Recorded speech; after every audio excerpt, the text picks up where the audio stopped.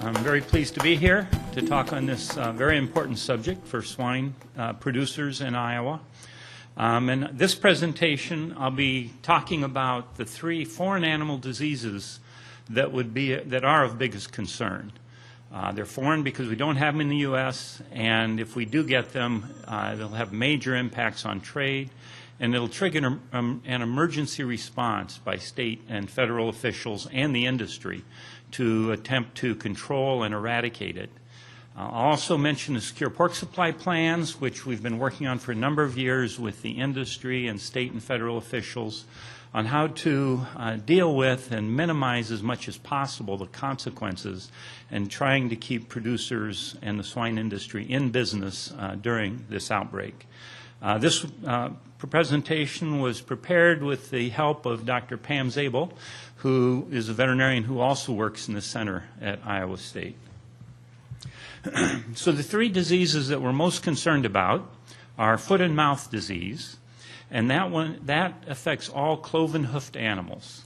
That includes cattle, pigs, sheep, goats, deer, other wild ruminants.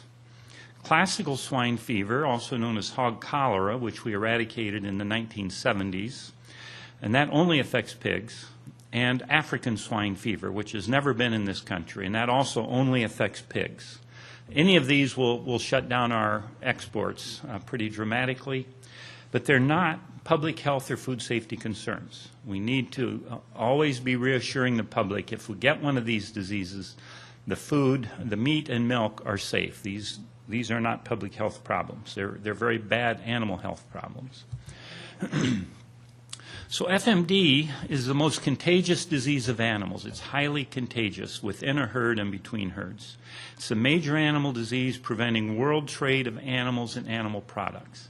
Countries that have foot and mouth disease can't sell live animals or fresh meat to other countries because other countries don't want to bring in the virus. The mortality is low in adult cattle and swine. Most of them will recover and survive. They'll be pretty sick for 2 or 3 weeks, but most will recover. We associate high mortality with foot and mouth disease because the initial response is always stamping out to kill everything in the infected herd and surrounding herds. Young animals can have high mortality. So you can have 50%, 80, 90% mortality in baby pigs and baby calves with some strains of the virus. However, even though they recover, it is a very serious disease and very painful for these animals. It causes blisters in the mouth, on the feet, and on the teats. They don't want to eat, they don't want to drink, they don't want to stand up. And it takes a couple of weeks to recover if they're allowed to recover. So there's a lot of loss of condition. Some of them never fully return to productivity like before they were infected. And FMD is endemic in 96 countries in the world. More countries have foot and mouth disease than don't have foot and mouth disease. And you can see in this map, the countries in green are free of foot and mouth disease. The ones in light green are free with vaccination. So in other words, they vaccinate, but they don't have any evidence of disease. If they're worried about quitting vaccinating because the disease might come back, especially from neighboring countries. So more countries have it than don't have it, so we're always under threat of this virus coming in from other countries.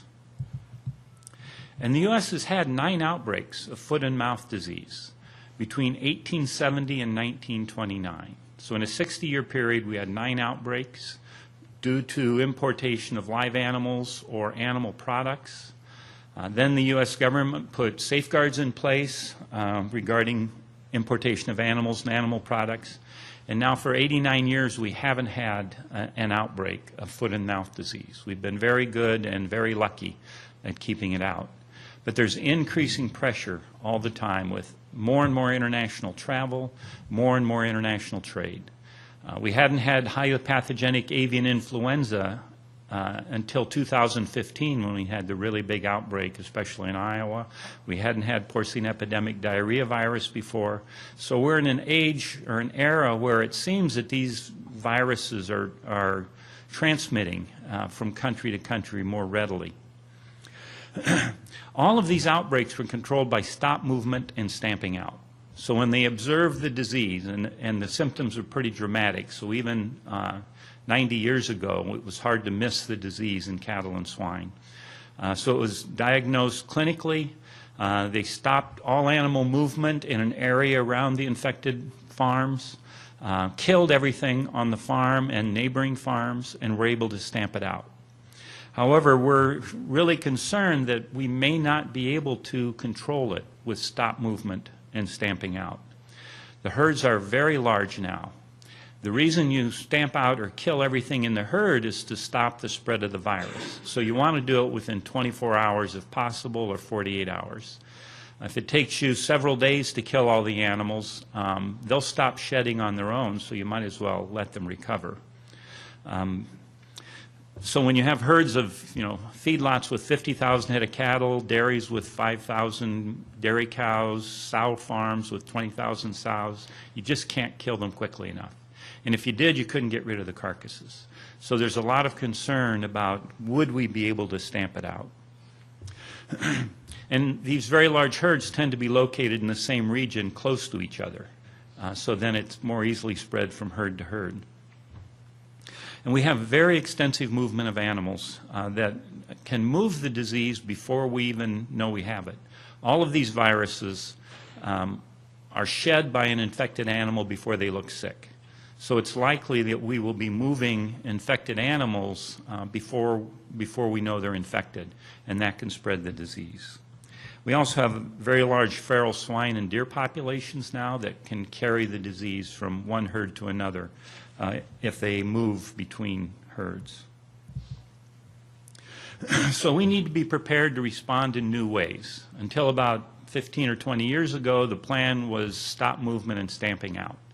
But because of changes in the agriculture industry, the plan is adapting to the new reality of animal agriculture in the U.S.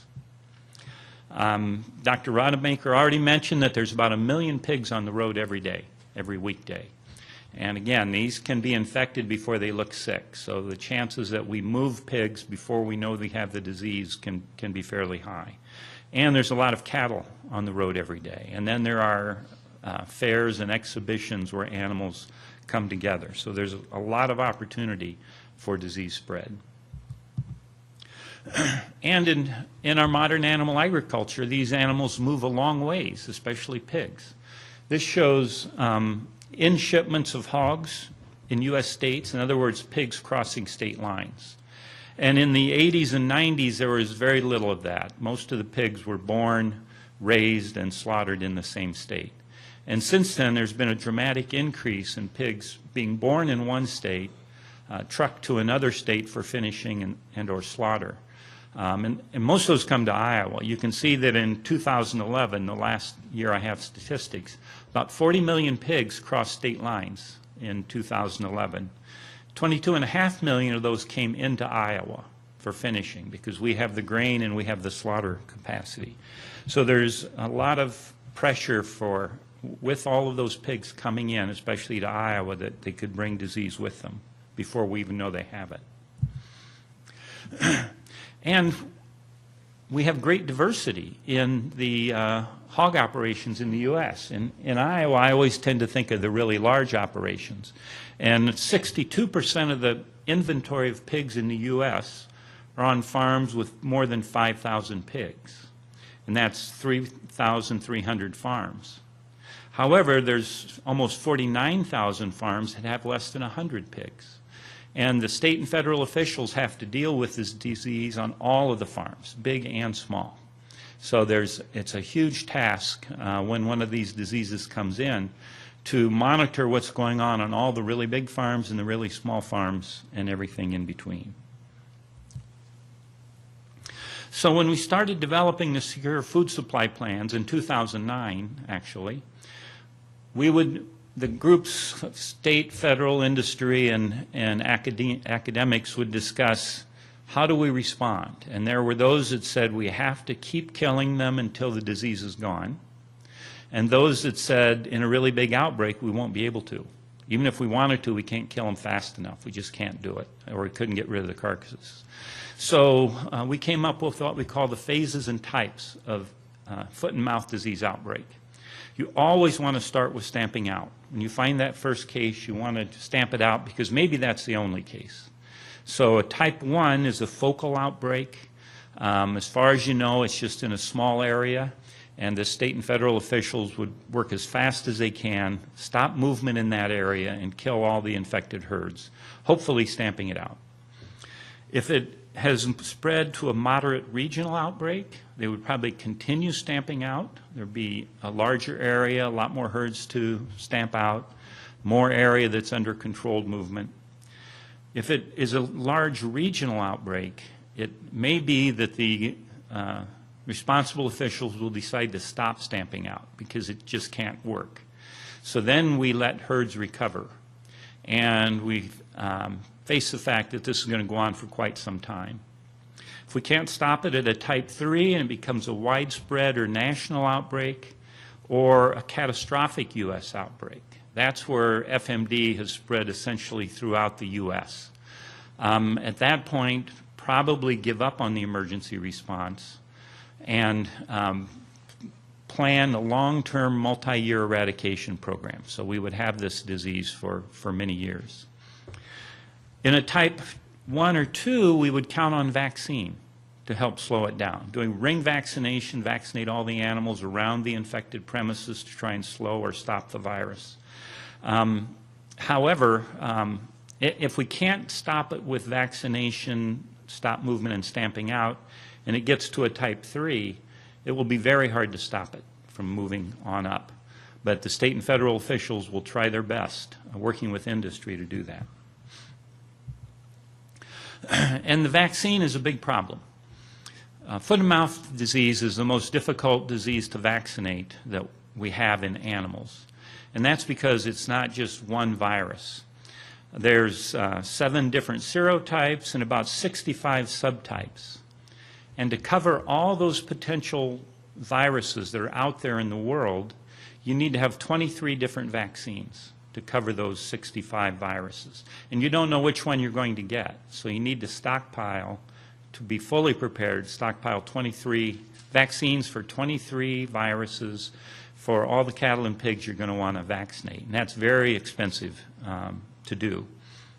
So we essentially do not have vaccine, foot and mouth vaccine, to stop the outbreak now. The North American Vaccine Bank has about 2.5 million doses of foot and mouth disease vaccine for 10 different strains. Iowa alone would need closer to 25 million doses immediately, and then you need a booster dose after 3 weeks, so about 50 million doses. So there isn't nearly enough vaccine in the stockpile. And the industry has come to recognize that. And the Animal Ag Coalition, which is all the ag groups, commodity groups, are going to Congress and requesting money in the next farm bill to build up a foot and mouth disease vaccine stockpile. They've requested $150 million a year for 5 years in the next farm bill to establish the stockpile, and it would take probably 4 or 5 years to get that stockpile fully built. They're also asking for $30 million to enhance the National Laboratory Animal Network, which includes the Iowa State University Diagnostic Lab. So it's the state diagnostic labs. Those labs are essential in detecting the virus and controlling it. And in an outbreak like high-path avian influenza, our diagnostic lab was working 7 days a week around the clock trying to do all the diagnostics for avian influenza, and they did a great job. But foot and mouth disease would be much bigger. We need a bigger investment in these diagnostic labs to be ready. And in fact, in Iowa, Iowa State University is asking the state legislature for $100 million to build a new expanded diagnostic lab to handle current needs and potential future needs of an outbreak.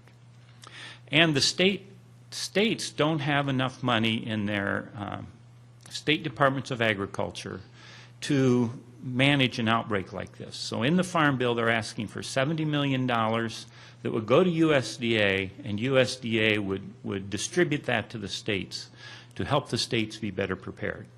So we're waiting to see if this actually gets put in the Farm Bill. If any of you have a chance to talk to your legislators at the national level, you might mention how important this is for the animal agriculture industry.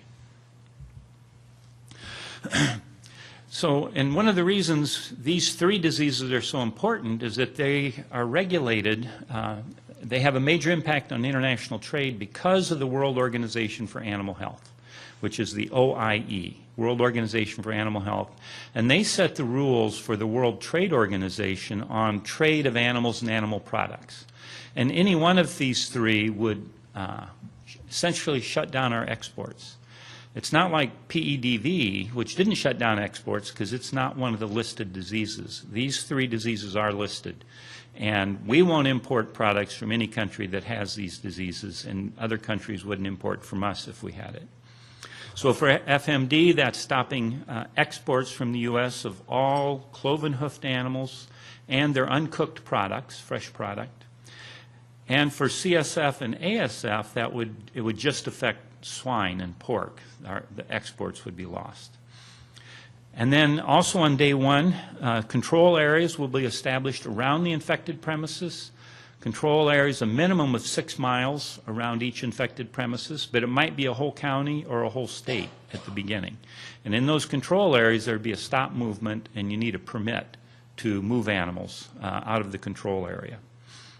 And prices will drop because we're losing our exports, and we have to convince the U.S. consumers it's still okay to eat the meat and drink the milk. This shows the percent of federally inspected beef and pork that are exported from the U.S. from 1988 to 2016. In 1988, if we lost our exports, it wouldn't have been a big deal. But now it's a really big deal. The industry has been very, very successful in increasing exports of beef and pork, and that contributes a great deal to the value of the animals. In 2016, we exported about 26% of the pork. It added about $54 per head of pig. Exported about 14% of the beef. It added $270 to the value of an animal. And you can see in 2003, in the red line where it drops down to 0 in 2003, that's where we had 1 case of mad cow disease. And all of our partners quit taking our beef. And it took several years to get those exports back, even though it was only 1 case that was taken care of right away. So the effect on exports would be one of the biggest problems we have. And there's really not much we can do about that. On day one, our exports will be lost, and the question is, how long will they be lost? And Dr. Dermot Hayes at Iowa State in 2011 did a study for the pork industry on the impact of the foot and mouth disease outbreak. And he estimated that if we got it, we would have it for at least 10 years, because if it got out of control, it might take that long to get rid of it. And over that 10-year period, the farm economy would lose about $200 billion. And not just in beef and pork, they would have a major hit, but also in corn and soybeans, because we would be feeding fewer animals. So the corn and soybean prices would drop. Poultry would drop because beef and pork would be cheaper. So it would have a major impact throughout the ag economy, not just on beef and pork. And Iowa has more at risk than any other state. We're the most livestock dense state, with about 24 million animals that are susceptible to foot and mouth disease. We're #1 in corn and often #1 in soybean production. A lot of Iowans are employed in the processing industries, and our tax revenues depend on agriculture. So the economic hit for Iowa would be pretty serious. The USDA does have response plans for foot and mouth disease. There's and for classical swine fever and African swine fever. So the USDA has plans on how to respond to these that depend on how big the outbreak is. There's a lot of information in these plans, but the USDA has developed and updated these plans. So the tools for controlling any one of these foreign animal diseases would be stop movement. Don't move any animals or anything else that doesn't have to be moved so that you're not moving the virus in an area around the infected premises. Biosecurity is essential. That's the number one thing producers can do to protect their animals is biosecurity, and we'll look at that. And then stamping out, depopulating all the animals on the infected premises and neighboring premises because the neighbors might have it also. Trace back and trace forward. Trace back is where did all the animals come from on that premises in the last 28 days. Trace forward is animals that left that premises in the last 28 days, where did they go? Because that's where you find out how the virus got there and where it may have gone to. Rapid diagnostics, we need to have that so we know where the virus is, and then vaccination. If you look at this list of tools, it's going to be very hard to use any of these tools. Stop movement, you can't stop it until you find it, and by then you might have already moved it. In the swine industry, it's very hard to stop movement. Biosecurity needs to be in place before the outbreak. Stamping out, we may be overwhelmed. We don't have good traceability, especially in the cattle industry. We're in better shape with rapid diagnostics than we were. Our diagnostic labs are better prepared. And as I mentioned, we don't have enough vaccine. So for foot and mouth disease and classical swine fever, there are vaccines around the world. We just don't have them in enough numbers in the U.S. African swine fever, there's no vaccine anywhere in the world. So we'll never be able to use vaccine for African swine fever. So for foot and mouth disease and classical swine fever, if they get out of control, we can stop killing and have a long-term eradication program based on vaccination, like we did with pseudorabies and hog cholera before. African swine fever, there's no vaccine and not really any hope of a vaccine. So African swine fever, we just have to keep killing them till it's gone. That's really our only choice with African swine fever. But at the beginning of an outbreak, we won't have enough vaccine to really help us until the vaccine stockpile is built up. So the USDA started funding our center at Iowa State to begin working with the industry, state and federal officials to develop secure food supply plans. And for pork, it's for all three diseases, focusing on moving animals from premises that have no evidence of infection, doing everything they can to prove they're not likely to be infected, and they can send their animals to slaughter or to the next stage of production. So this shows one way to do control areas, and this kind of looks like what we saw with high-path avian influenza in northwest Iowa. Each infected farm, there's a minimum of 6-mile radius around it that you can't move anything in that area without a permit from the state or federal authorities. And 6-mile radius is 120 square miles, and in Iowa that can include an awful lot of animals. And it may well be that the control area will initially be a whole county or maybe the whole state. So you need permits to move. So you want to be able to demonstrate that you're not likely to get infected because you have really good biosecurity, and do surveillance so that to show that there's no evidence of infection, and then request a permit to move when you're in the control area. If you're not in the control area, you can still move. So the goal of the Secure Pork Supply Plan is to provide a workable business continuity plan for pork premises with no evidence of foreign animal disease infection and the associated industries, packing, processing, trucking, that's credible to the responsible regulatory authorities, because the state and federal authorities' responsibility is to stop this disease, stop this virus. But they want to allow as much business continuity as they can while trying to stop the virus.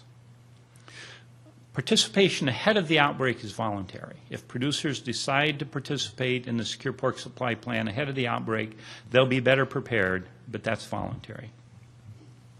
So the common components of the Secure Food Supply Plans, all of them, including pork, voluntary pre-outbreak preparedness. What can you do to prepare your farm ahead of the outbreak? Biosecurity is the #1 thing that's needed, is improved, increased biosecurity.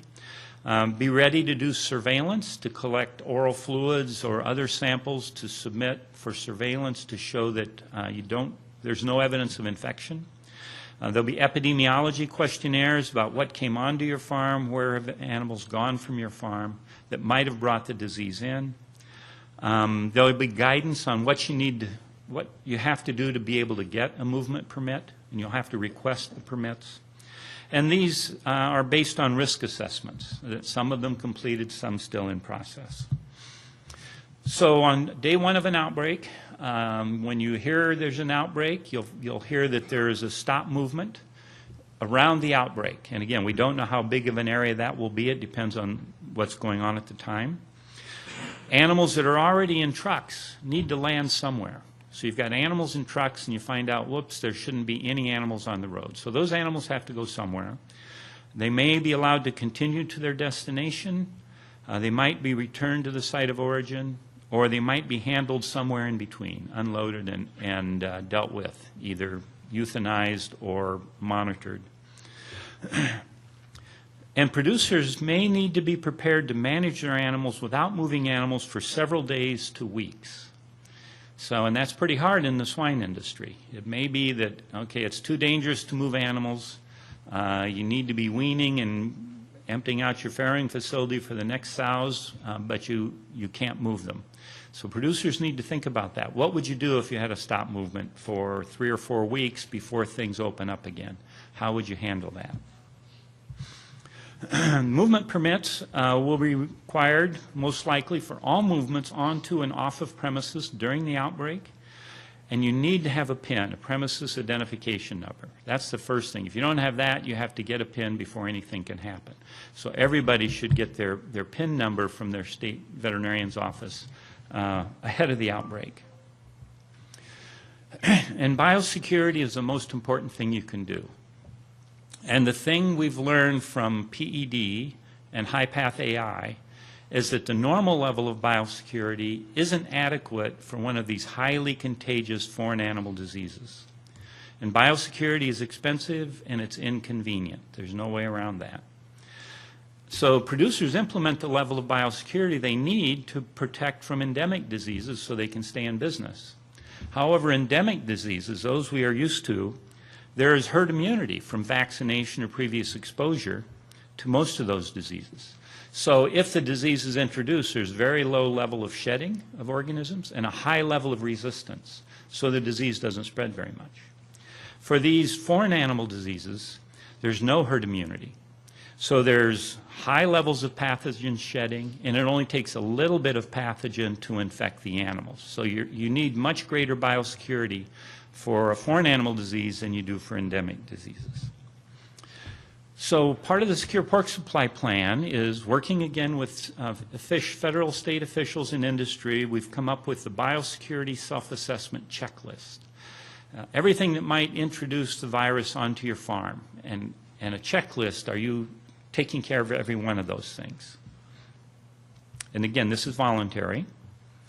And to help you meet that checklist, one of the things that's recommended is a biosecurity coordinator for every premises, every farm. And that coordinator can use this manual, and it gives a lot of advice on how to meet each of the items in the checklist. For swine raised indoors, outdoors is a lot harder. We still need to work on that. The best thing to do is, if we have one of these outbreaks, move all the pigs indoors so you can protect them better. So all of this information is available on the website, this website, securepork.org. And we've been working on this plan since 2010, and it's essentially fully developed, as far as we can get it, given the limitations on surveillance and other factors and availability of vaccines. So you can go to this website. We've just newly produced it. There's a tab at the top, one that says Producers, and that's producers. Click on that, and it gives a lot of advice on what producers can do to prepare. There's a tab for veterinarians that tells veterinarians what they can do to help their producers prepare. A tab for packers, because packers will be heavily impacted by this. So what do packers need to do, especially around biosecurity? and a tab for the regulatory officials, and then teaching material, training materials you can use with your employees for training. This is the team at the Center for Food Security and Public Health at the College of Veterinary Medicine at Iowa State. Do we have, Chris, do we have a few minutes for questions, or should we go on to Dr. LaBounty? We have till 10:30? Okay. Are there any questions? Concerns? I know there are concerns. I got a question for you, Jim.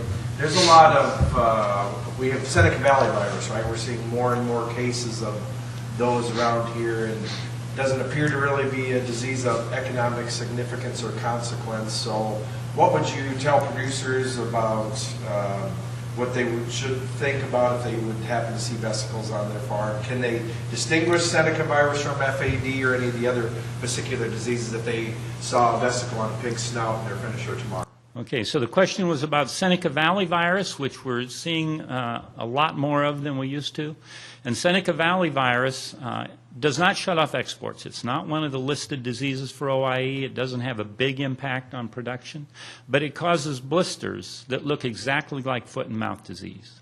You can't tell the difference by looking at a pig whether it's Seneca Valley virus or foot and mouth disease.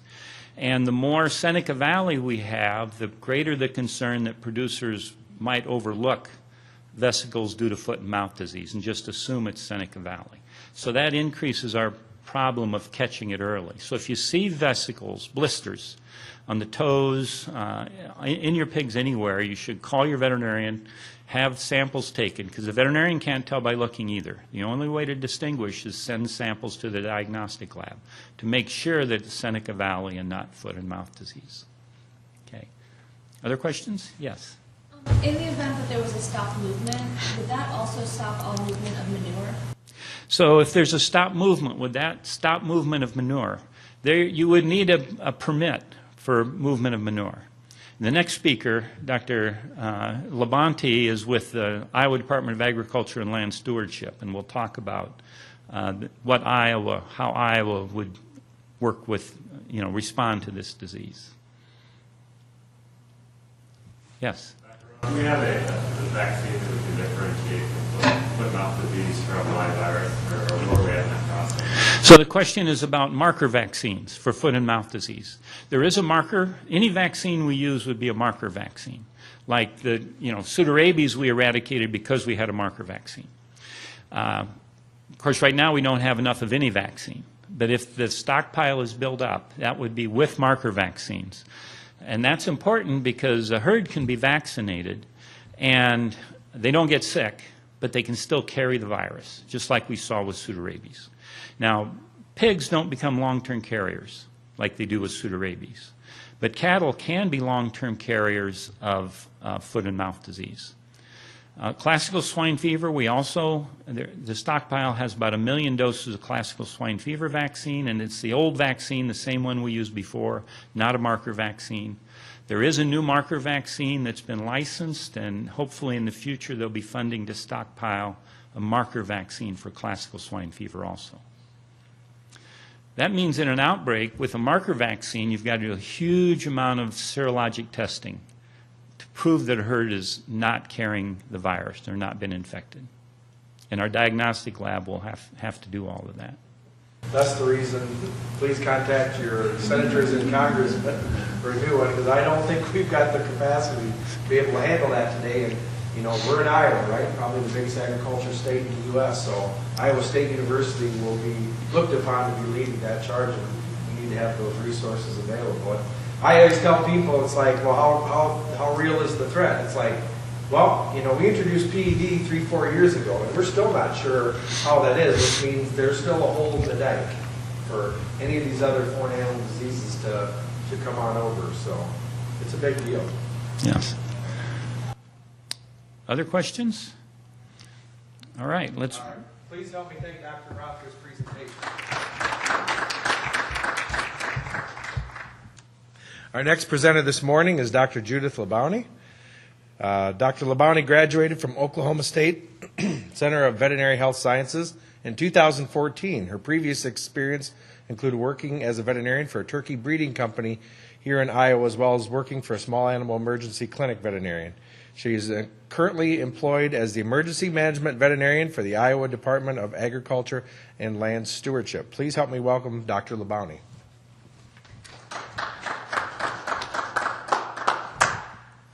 Okay, so today I'm going to talk about the plans that the state of Iowa has put together to help guide Iowa's pork producers and what they should expect if we were to have foot and mouth in the U.S. or in Iowa, and what they can do to be ready so that we can respond more quickly to an outbreak.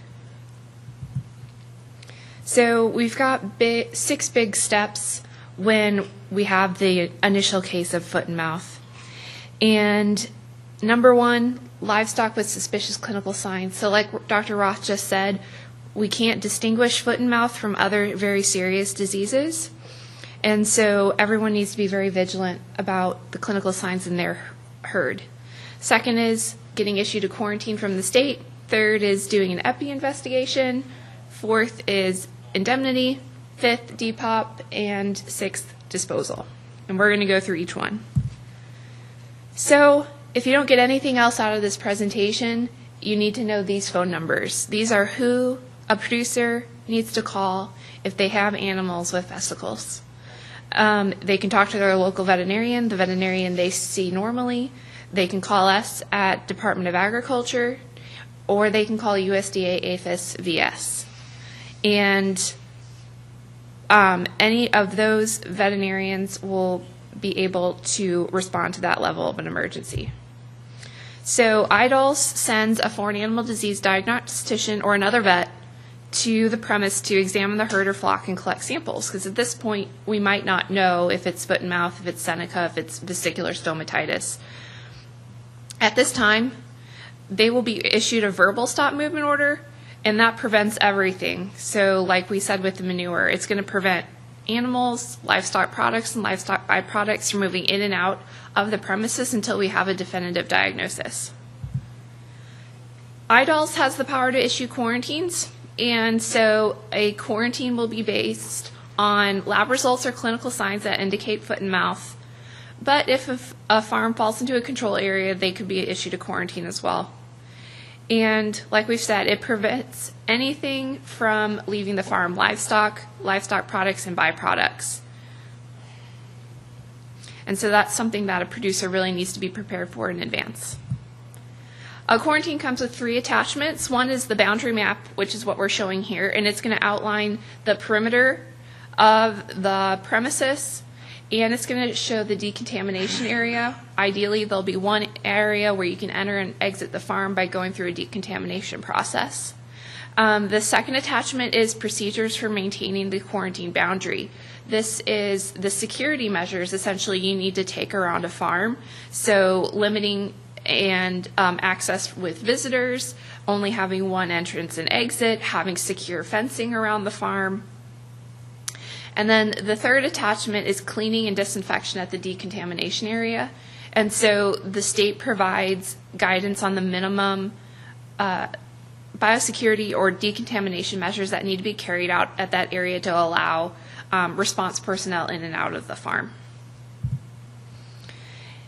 Then we have to do an epi investigation because we need to know what has come on and off the farm in the past 4 weeks.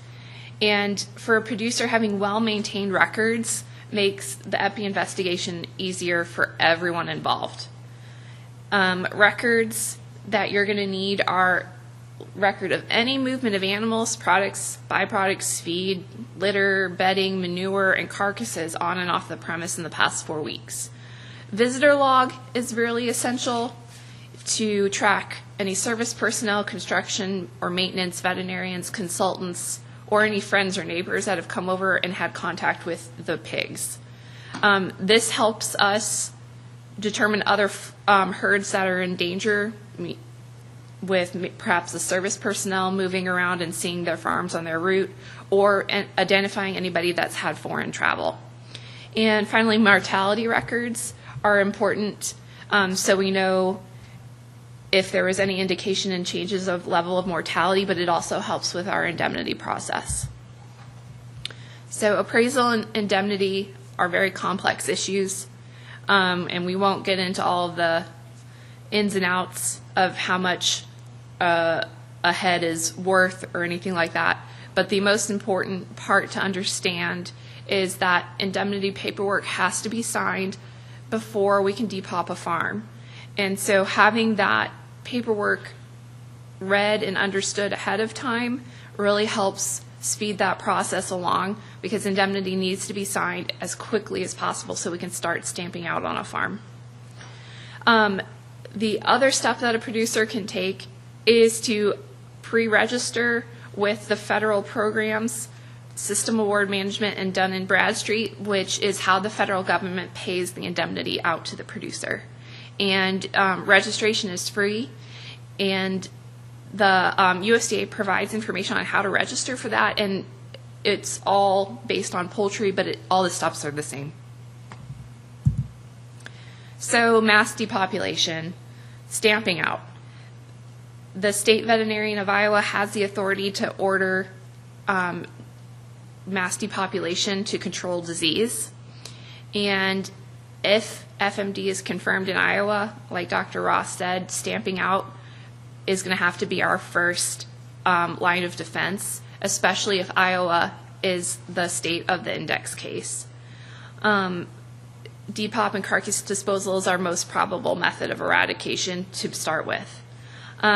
Livestock on the infected premise, so the initial premise, will be depopulated as soon as possible. And it's possible that susceptible livestock on contact premises may also be subject to depopulation.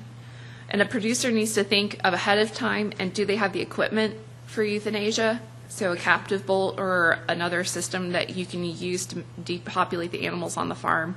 And how will the carcasses be moved? If you have sows and gestation crates, are they going to be moved out of the gestation crate prior to euthanasia, or how are you going to get a carcass out of a gestation crate or the building? And those are really big questions that need to be answered by that producer. And like it's already been discussed, if the outbreak progresses, the USDA may have to modify our response plans to include vaccination and quarantine until recovery. So carcass disposal, this is where IDOLs will work with the Department of Natural Resources to handle how we're going to dispose of carcasses in any product or byproduct on the farm. Our top choices are on-farm disposal in the form of composting or burial. So the landowner needs to know, does the property have adequate land for a burial? Is composting going to be done? Is composting being done inside? And what is the carbon source for that compost? Only in rare cases are we going to allow products and livestock to be moved off-site for disposal. This was done in HPAI, and it is absolutely not the preferred route of disposing of carcasses. So continuity of business involves two big steps. One is our stop movement order, and second is permitting. So Iowa has developed a timeline for stop movement orders that we are hoping to be able to follow during foot and mouth. So first is, if another state has foot and mouth, we might have to place a stop movement order on susceptible livestock into Iowa. And this could be as long as 30 days for livestock and as long as 7 days for their products. As we know, Iowa has strong agricultural ties with other states. And depending on the state that's affected would have a strong impact on our stop movement order. So if we have the FMD in our state, we may issue a stop movement order on susceptible livestock moving within Iowa. And all movement is restricted within a control area at all times, and the release of a stop movement order does not necessarily apply to a control area farm. So like we said earlier, this can have a significant impact on continuity of business and create significant animal welfare issues when you can't move animals off a farm in their normal production schedule. So an individual producer and the production system that they're a part of need to have a protocol in place for addressing interruptions to normal production timelines. And so this is our model for releasing a stop movement order in Iowa, but again, this does not apply to anything in a control area. So within 6 hours of announcing foot and mouth in the U.S. or Iowa, trucks carrying susceptible livestock need to be off the Iowa roads. Trucks in transit will be allowed to continue to their final destination, but no new movements will be allowed within the first 24 hours. And this allows us time for an epi investigation and to get a handle on the scope of the outbreak. In any release of stop movement orders or permitting, we want to approve low-risk movements as soon as possible. But when we're ready, IDALs will lift the stop movement order on animals going to livestock, or livestock going to slaughter, or products coming off of a farm that is not linked to an infected premise and is not showing clinical signs, and this will most likely involve a permit. The next release would be on intrastate movement of livestock, again, as long as they aren't linked to the infected premise and they don't have any clinical signs. Then, when we're ready again, the interstate movement order will be lifted. Again, if they don't have any epi links to an infected premise and they're not showing any clinical signs, and an import permit may be required even if it's not currently required now. And permitting. So this is a very, very major step of trying to continue business as normal during an outbreak. We need to allow movement to keep business moving, but we need to decrease our risk of disease transmission as much as possible. So when a permit is requested, they need to do it as soon as possible and at least 24 to 48 hours prior to movement, because it does take discussion between incident command, the other state, and various other groups to come to a consensus on permitting. So delays to permits can occur. And the secure pork supply plan might be used to permit movement of non-infected premises in a control area, but we might not be able to use that system until after the full scope of the outbreak has been defined. And IDALS is most likely going to be using USDA's EMERS program for permitting. And there are 6 pieces of information that are essential to pretty much every permit, and this is information that a producer is going to have when they need to have when they request a permit.